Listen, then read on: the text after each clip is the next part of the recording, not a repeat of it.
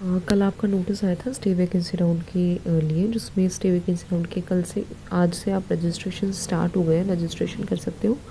और most probably ये भी है कि इसकी भी जो डेट्स हैं रिजल्ट की, चॉइस की सारी वो डेट्स एक्सटेंड हो सकती हैं। ये 10 नवंबर को ही आया था, कल ही नोटिस आया था। और अब देखो आप सारी चीज़ें, जैसे date of online registration and uploading of documents, means आप अपना ऑनलाइन रजिस्ट्रेशन कर सकते हो स्टे वैकेंसी राउंड के लिए। जिन्होंने मान लो फर्स्ट सेकंड थर्ड राउंड में नहीं भी किया है और आप स्टे वैकेंसी राउंड के लिए रजिस्टर करना चाहते हो तो रजिस्ट्रेशन आप कर सकते हो। ठीक है, रजिस्ट्रेशन अमाउंट जो है दैट इज़ 2000। और अगर आप पहली बार ही रजिस्टर करे हो और स्टेट के लिए और सेंटर के लिए दोनों के लिए करे हो तो 2 लाख रुपए भी देने होते हैं। BDS के लिए करे हो आप तो 1 लाख रुपए देने होते हैं सिक्योरिटी। और रजिस्ट्रेशन आप सिर्फ करे हो तो रजिस्ट्रेशन का 2000 रुपये देने होंगे। इसके अलावा आपकी जो रजिस्ट्रेशन डेट्स हैं वो है 11 नवंबर से 12 बजे से लेकर 12 PM से लेकर 14 नवंबर तक 11 AM तक, मीन्स 11 AM तक आप अपना सारा रजिस्ट्रेशन कर सकते हो, ऑनलाइन रजिस्ट्रेशन। ठीक है, मे बी इसकी डेट्स एक्सटेंड हो सकती हैं। ठीक है, और अब date of depositing registration and security money.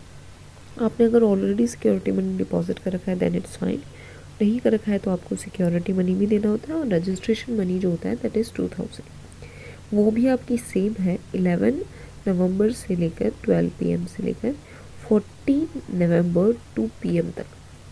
ठीक है, दोपहर 2 बजे तक आप अपना सिक्योरिटी डिपॉजिट और रजिस्ट्रेशन अमाउंट कर सकते हो। ये आपके पास में चॉइस रहेगी। जो रजिस्ट्रेशन अमाउंट है ये आपका 2000 है, 2K is the registration amount. ठीक है, इसके आगे जो है that is date of merit list declaration. Means आपका जो मेरिट लिस्ट है या मेरिट लिस्ट आपका आ जाएगा 14 नवंबर को। 14 नवंबर को आपकी मेरिट लिस्ट आ जाएगी। इसके अलावा आपका जो ऑनलाइन चॉइस फिलिंग जो स्टार्ट होगा मेरिट लिस्ट आने के बाद में 14 नवंबर से स्टार्ट होगा चॉइस फिलिंग।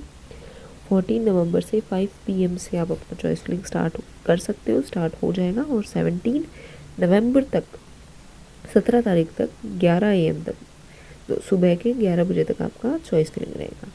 फिर आपका जो रिज़ल्ट है, रिज़ल्ट आपका 17 को आ जाएगा, 17 नवंबर को ही आ जाएगा। 17 नवंबर को आपका अलॉटमेंट रिज़ल्ट आ जाएगा। फिर आप अपना जो भी है date for downloading the allotment letter and admission process, ये 18 तारीख से लेकर 20 तारीख तक, मतलब 3 दिन का टाइम रहेगा आपके पास में।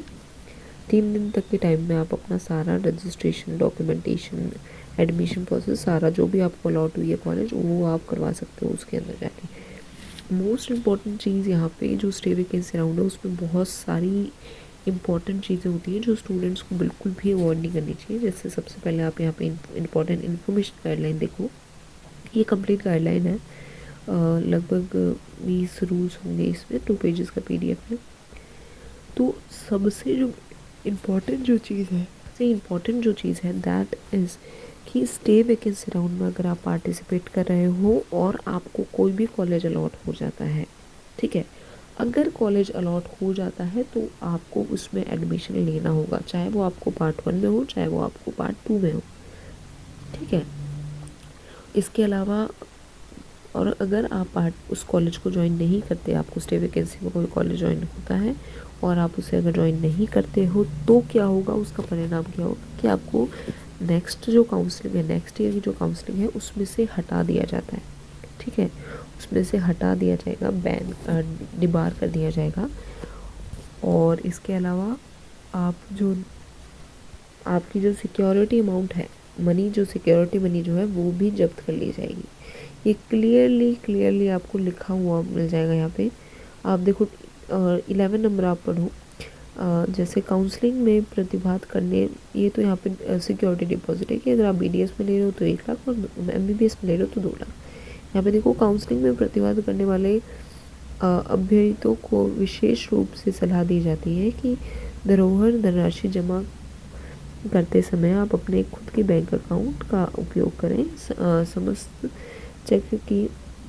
चक्र की काउंसिल में ठीक है, ये जो 19th जो है, this is very very important.